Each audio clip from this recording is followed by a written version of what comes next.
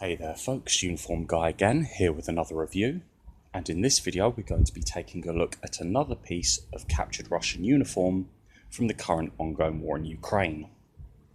In front of the screen now we have a Russian combat jacket from the Battle of Irpin River 2022, which took place as part of Russia's original 3-day special military operation. The jacket was recovered from a shell-damaged building on the outskirts of the city of Hostomel, which was a key strategic location for the Russian army, as taking the bridge at Hostomel intact would have allowed them to enter Kyiv. However, as we know, the bridge at Hostomel, as well as the bridge at the city of Irpin and the Irpin River Dam, were all blown by the Ukrainians, preventing the Russians' access. They were then also eventually driven back. So the jacket we have here is in EMR camouflage, sometimes referred to as Digital Flora, and was made by BTK Group, a St. Petersburg-based company specialising in the production of uniforms and equipment for uniform services in Russia, such as like police, paramedics, and obviously military. The jacket features a fold-away hood, 2 sleeve pockets, 2 hand warmer pockets, 2 lower front pockets, and a single internal pocket. The jacket also features 2 front closure options of either a zipper or buttons, and Velcro adjustable cuffs on the sleeves. Though no actual insignia is present on this jacket, some forms of identification have been added. These take the form of silver duct tape added to the flap of each sleeve pocket, as well as a length of St. George's ribbon to each sleeve, giving the jacket the infamous tracksuit look. So the jacket shows heavy signs of wear with staining, sun fading, and multiple tears and holes. It would be impossible to say for certain what caused the damage, though shrapnel and environment, such as barbed wire, rubble, would be most likely candidates, even going as far as to leave the zip closure unusable and to cause damage to one of the buttons. The unusual pattern of sun fading on the lining also suggests that the jacket may have lay abandoned for some time before being recovered. So what I'm going to do now is I'm going to pause the video, move the camera in closer, and we'll have a take a look at some of the damage. So here we are closer to the jacket to see some of the damage. And the first one you see is the large tearing on the side, which also goes into the collar and fold-away hood, as well as the damage to the button there.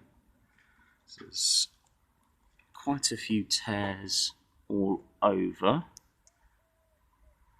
And what I will do is also open up to show you the damage to the zipper in a moment.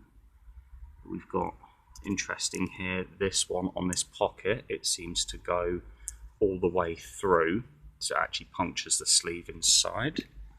Turn it around a bit more to show a bit more of the damage to the back. I don't know if the camera's picking this up, but there is also staining on the back of the jacket. So I'm just going to pause it again to open up and show the zip. So here it is with the button closure open to show the zip. I'm not sure if it's picking it up on camera, but this would have been originally worn by the soldier who had it with the zipper closure as opposed to the buttons, because as you can see the damage on the collar there would have been originally covered with button closure. There's damage all down here as well where it was exposed. So we pick up there one part of the damage to the zipper. It corresponds with a hole on here. So I'm not sure whether it's punctured through this way. Yeah, it would have punctured through that way, so it's gone in through there, out that side, and probably even gone in there. There's more damage to the zip further down. There we go. It's lost quite a few teeth there. Actually, that shows the unusual way of the waist adjustment that the Russians have. So most militaries will use cord or elastic string, whereas they use an actual flat piece of elastic. Some more, so we've got the damage there, that all matches up. There's some more heavy bits down here. We've also got, I'll just lay the jacket on the ground.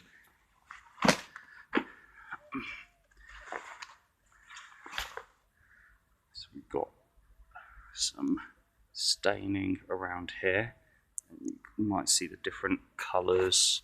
Actually, if I do it there, that shows it a lot better. So you've got the light colours here and then the dark colours there, where the jacket would have been balled up in the building abandoned where it was found.